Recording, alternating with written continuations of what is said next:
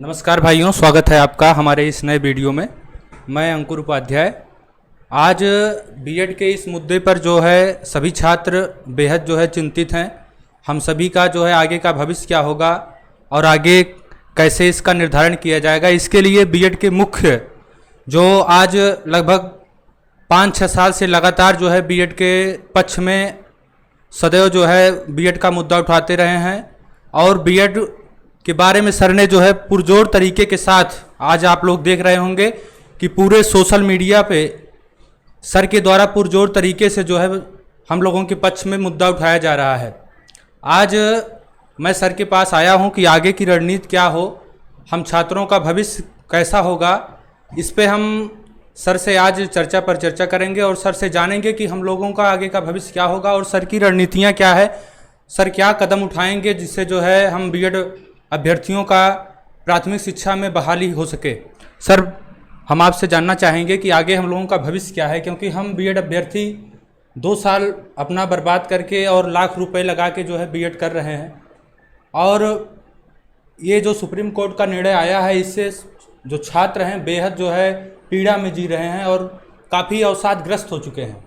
छात्रों का भविष्य जो है बेहद खराब होता दिख रहा है। आपसे हम जानना चाहेंगे सर कि आगे की रणनीति क्या है। अब देखिए, बहुत ही अच्छी बात आपने कही। देखिए, इस वक्त देश के 2.5 करोड़ बीएड परिवार सुप्रीम कोर्ट के एक फैसले से कहीं ना कहीं पीड़ित है। ये बात सही है कि हमें माननीय सर्वोच्च न्यायालय के फैसले का हम पूरी तरीके से सम्मान करते हैं, लेकिन यहाँ पर पॉइंट क्या है? पॉइंट ये है कि सरकार की खामियाजा, सरकार की गलतियों का खामियाजा बच्चा क्यों भुगते, और इसी को लेकर के हम लगातार आवाज उठा रहे हैं। और आपने बड़ा महत्वपूर्ण प्रश्न उठाया कि पुरजोर तरीके से इसलिए आवाज उठाने की कोशिश कर रहा हूं क्योंकि मैं लगातार इस चीज को लेकर के देख भी रहा हूं और समझ भी रहा हूं कि वो संस्थाएं जिन्होंने बीएड और बीटीसी दोनों को छात्रों के लिए पढ़ाई कराते थे, आज वो बिल्कुल चुप है। अभी मैं एक सर को भी देख रहा था, वो अचानक से कहने लगे कि मेरा एक हाथ कट गया तो क्या मैं दूसरे हाथ का साथ न दूं। मैं उनसे ये कहना चाहता हूं कि देखिए, मैं संस्थान की संस्थान की अगर मैं बात करूं तो आप उस व्यक्ति के स्थान पर अगर खुद को रखते हैं कि आपका एक हाथ कट गया यानी बीएड का धड़ा कट गया, तो इसका साफ मतलब यह है कि क्या आप उस हाथ का इलाज करवाना चाहेंगे कि नहीं करवाना चाहेंगे? जरूर, जाहिर सी बात है करवाना चाहिए। तो आप ऐसे नहीं कह सकते कि एक हाथ कट गया तो उसको छोड़ देना है। अगर हाथ कटा है तो उसका भी साथ देना है।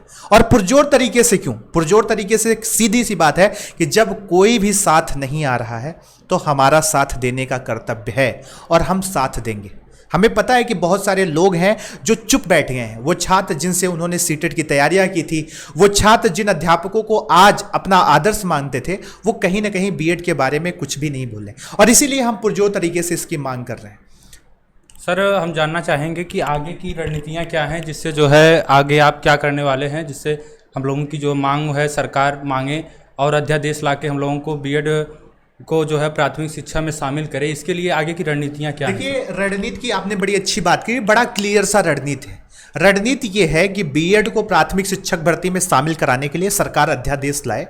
और अध्यादेश की बात क्यों? क्योंकि बच्चे लगातार इस प्रश्न को उठा रहे हैं कि अध्यादेश की बात आखिर आप क्यों करते हैं। उसके पीछे का रीजन ये है कि लोग कहते हैं कि सर्वोच्च न्यायालय के फैसले को पलटा नहीं जा सकता। 10 दिन के पहले आप जाकर के एबीपी न्यूज या हिंदुस्तान के किसी अखबार के किसी एक पन्ने को खोल करके देख लीजिए, वहां पर एक आपको प्रिंट आउट निकल करके एक प्रश्न, एक आपको हेडलाइन देखने को मिलेगी कि केंद्र सरकार ने दिल्ली सरकार के खिलाफ अध्यादेश लाकर के सुप्रीम कोर्ट का फैसला पलटा। तो जो बच्चे ये पूछते हैं कि क्या फैसला पलटा जा सकता है, बिल्कुल पलटा जा सकता है और इसमें केंद्र सरकार ही वो सब कुछ कर सकती। अब सवाल ये उठता है कि उसके लिए करना क्या होगा और हमारी रणनीति क्या है? तो रणनीति क्लियर है कि पिछले दिनों 2 दिनों से हम लोग लगातार 10 लाख ट्वीट के साथ अपनी आवाज पुरजोर तरीके से देश के सामने रखते रहे हैं। अब सरकार की गलती 28/6/2018 का कहीं ना कहीं गजट है और मैं ये मानता हूं कि सरकार की गलतियों का खामियाजा छात्र नहीं भुगत सकता। अगर सरकार ने बीएड को शामिल करने का कहीं ना कहीं फैसला लिया था तो अब उसको योग्य बनाने का भी जिम्मेदारी सरकार के ही पास होती और यही कहीं ना कहीं देश के 2.5 करोड़ परिवार अभी प्रेजेंट टाइम में इसका इंतजार कर रहे हैं। तो रणनीति एकदम क्लियर है कि सरकार के पास दबाव बना करके संवैधानिक, लोकतांत्रिक और शांतिपूर्वक हम आवाज उठाएंगे और हमारी जो बेसिक सी मांग है वो बड़ी क्लियर है और हम इसी पर आगे भी टिके हुए हैं और आगे भी इसकी चर्चा पर चर्चा करते रहेंगे कि सरकार जैसे एससी के फैसले को पलट सकती है दिल्ली सरकार के मामले में, तो वो क्यों नहीं पलट सकती आपके दिल्ली के बीएड के डिग्री धारकों के लिए। और इसीलिए सरकार ऑर्डिनेंस बिल लाए, बीएड डिग्री धारकों के लिए कानून लाए और 6 महीने के अंदर उसको संसद से पारित करा करके कानून बना दे।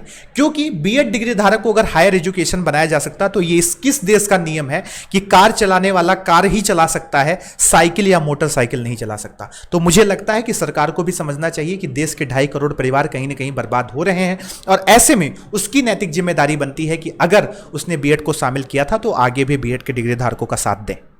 बहुत बहुत धन्यवाद सर। हम सभी छात्र जो है आपके आभारी हैं कि आपने हम लोगों की मांग को इतने पुरजोर तरीके से उठाया।